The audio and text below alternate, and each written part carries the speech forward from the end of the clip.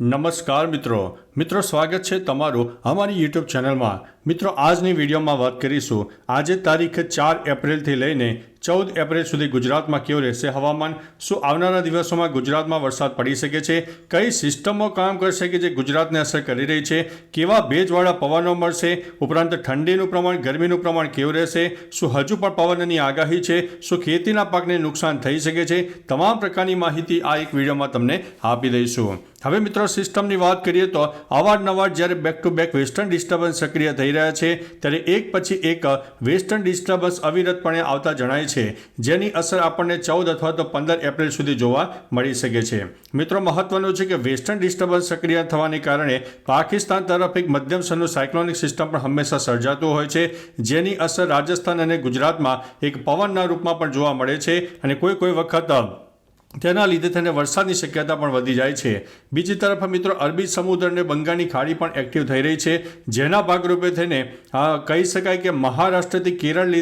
સુધીની એક વરસાદની ટફ રેખા સર્જાઈ ગઈ છે, જેના અનુસંધાને દક્ષિણ ભારત હોય, પૂર્વ ભારત હોય, મધ્ય ભારતના પણ અનેક ભાગોમાં વરસાદ થઈ શકે છે, જ્યારે દક્ષિણ ગુજરાતના અનેક ભાગોમાં વાદળછાયું વાતાવરણ તો કોઈ વિસ્તારમાં છાંટાછૂટી થાય તેવી શક્યતા હાલ દેખાઈ રહી છે। મિત્રો અત્યારે જ્યારે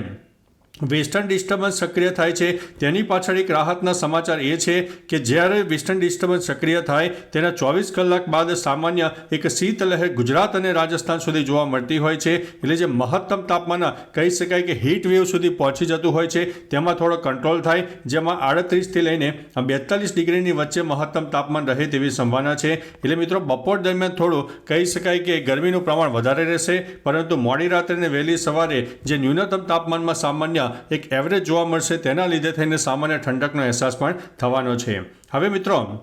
તમને જણાવી દઈએ કે તારીખ પ્રમાણે તમને જણાવીએ તો આ 4 તારીખનું સેટેલાઇટ પિક્ચર છે। હવે આપણે 5 તારીખની વાત કરીએ તો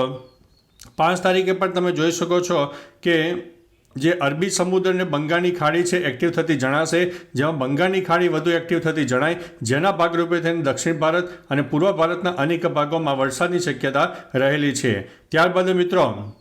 6ઠ્ઠી તારીખનું સેટેલાઇટ ઇમેજ પણ જોઈ શકો છો, તેની અંદર પણ બંગાળની ખાડી અને અરબી સમુદ્ર એક્ટિવ જણાય, જેમાં કહી શકાય કે શ્રીલંકા અને મ્યાનમાર સહિતના અનેક ભાગોમાં એક વરસાદની મોટી સિસ્ટમ સક્રિય થાય અને ભેજવાળા પવનો છેક દક્ષિણ ભારત અને પૂર્વ ભારતના અનેક ભાગોને અસર કરે, જેના લીધે થઈને હળવો મધ્યમ વરસાદ પણ થઈ શકે છે। ત્યારબાદ મિત્રો 7મી તારીખની વાત કરીએ તો 7મી તારીખે કહી શકાય કે વેસ્ટર્ન ડિસ્ટર્બન્સ પર ધીમે ધીમે આગળ આવી રહ્યા છે અને વેસ્ટર્ન ડિસ્ટર્બન્સોની શક્યતાને લીધે થઈને એક ઉત્તર ભારતના ઉત્તરી પટ્ટામાં વરસાદી માહોલ પણ જોવા મળે તેવી સંભાવના છે, એટલે કે back to back western disturbance સક્રિય થવાને કારણે ઉત્તર ભારત હજુ પણ સામાન્ય ઠંડો ગાર રહે, જેની અસર દિલ્હી સુધી પણ જોવા મળે અને દિલ્હીમાં પણ તાપમાન જે મહત્તમ વધુ ઊંચી સપાટીએ જાય છે તેમાં આપણને થોડી રાહત મળે તેવી સંભાવના છે। બીજી તરફ મિત્રો વાત કરીએ તો તારીખ 8 તારીખે જોઈ શકો છો કે 8 તારીખે પણ બંગાળની ખાડી વધુ એક્ટિવ જણાય અને પાકિસ્તાન તરફ પણ એક વાદળછાયું વાતાવરણ સર્જાય। ત્યારબાદ 9 તારીખની સેટેલાઇટ ઇમેજ તમે જોઈ શકો છો, તેમાં પણ બંગાળની ખાડી હોય, ઉપરાંત વેસ્ટર્ન ડિસ્ટર્બન્સ સક્રિય થાય અને શ્રીલંકા એટલે કે ભારતનો દક્ષિણ તરફનો જે દરિયાઈ પટ્ટી વિસ્તાર છે તેમાં પણ વરસાદની સિસ્ટમો સક્રિય થાય અને આવનારા દિવસોમાં દક્ષિણ ભારતના અનેક ભાગોમાં છૂટોછવાયો વરસાદ પણ ચાલુ રહેશે। ત્યારબાદ મિત્રો 11 તારીખની સેટેલાઇટ ઇમેજ જોઈએ તો 11 તારીખથી થોડો વાતાવરણમાં પલટો વધારે જણાય, કારણ કે મહારાષ્ટ્રથી કેરળ સુધી વરસાદની ફરીથી એક ટફ રેખા સર્જાશે, બંગાળની ખાડી વધુ એક્ટિવ થતી જણાશે, જેના ભાગરૂપે થઈને દક્ષિણ ભારત, મધ્ય ભારત ઉપરાંત વેસ્ટર્ન ડિસ્ટર્બન્સને કારણે ઉત્તર ભારત પર સક્રિય થાય, એટલે અવારનવાર બનતી સિસ્ટમોને કારણે એક ગુજરાત સુધી સામાન્ય તેની અસર જોવા મળે, પરંતુ ગુજરાત માટે એક રાહતના સમાચાર છે કે તેના લીધે થઈને આપણને જે ગરમીનું તાપમાન છે જે હાઈ સપાટી ઉપર જતું રહે છે તેમાં થોડીક આપણને રાહત મળી તેવી પણ સંભાવના છે। ત્યારબાદ મિત્રો 11 તારીખનું સેટેલાઇટ ઇમેજ જોવો છો તો 11 તારીખે પણ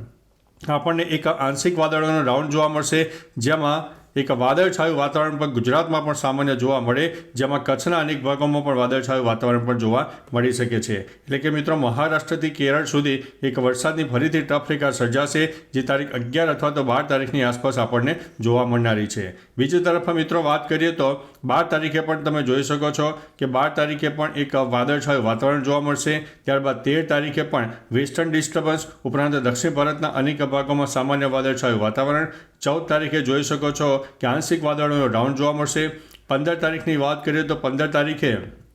જે ભારતનો